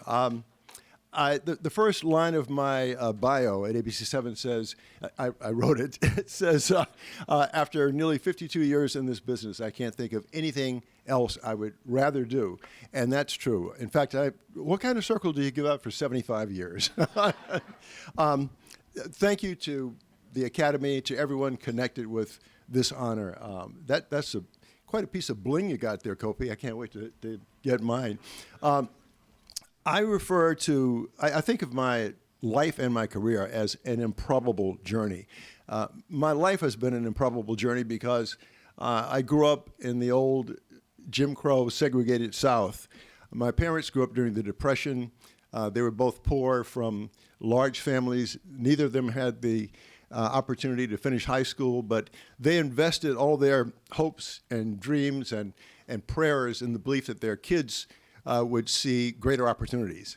And even though throughout the first 20 years of my life, when I left home every day, I went into a world that told me I was a second-class citizen, told me where I could buy a hamburger or go to the bathroom or drink out of a water fountain. My parents instilled in my brother and me this hopeful, aspirational view of life. And that's been one of the guiding forces in my life. But I think of my career as an improbable journey as well, because when I was in college in the late 1960s, some of you may remember the 60s, and if you remember the 60s, you weren't having much fun. But it was a time of profound change in our society. And I was so amazed by the way the news media covered the civil rights movement, the women's movement, the Vietnam War protest. I knew then that I wanted to be a journalist. So, but I was thinking of becoming a print journalist, not a television broadcaster. So I majored in English, minored in journalism, and began looking for work as a print journalist out of college in 1969 and 70. And after not having been hired anywhere as a print reporter, a friend of mine encouraged me to apply for a job as a television news reporter at the NBC station in Richmond, Virginia, the capital of the Confederacy. So I sent my little college resume and some writing samples to this news director, who invited me to come in and meet with him. This guy was just like Lou Grant from the Mary Tyler Moore Show. I had this kind of gruff exterior, but you knew that he had a heart of gold. His name was Doug Hill, but he's my Lou Grant. So we met for a couple hours and just talked, and I knew this guy wanted to hire me, so he put me in the studio. I had never been in front of a television camera before in my life, and he had me read some AP news copy. And this was before teleprompter. So remember the old days, you look down, you look up, you look down, you look up. So I read this copy, and he came bursting into the studio, and he said, "Kid, you're a natural, you're hired." And that's how I started my TV career. So, so thank you, Bill Green. My time is up. Anyhow, it's been an improbable journey, but a richly rewarding and fulfilling and gratifying one. I've been able to travel to all 50 states, 5 continents, met 6 presidents. And I'm the proud father of 2 wonderful children and 2 incredible grandchildren, and the husband of a wonderful woman. So thank you to the Academy. Thank you, God. Thank you to my parents. Thank you, everybody.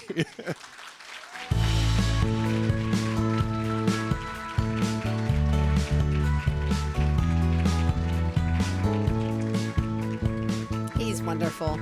Okay, it is almost time now. We are going to break out the bubbly. It's not Veuve Spencer, so you may want to pass. Because we're going to honor our gold and silver circle class of 2022. So get ready. We're in the home stretch here. Everybody smile. Smile. Thank you. That's great. and let's all toast. I hope everyone has a glass in their hand. May we raise our glasses. Everybody hold your glass up, please. Let's have a toast. Thank you. This is to the class of 2022. Cheers. Cheers.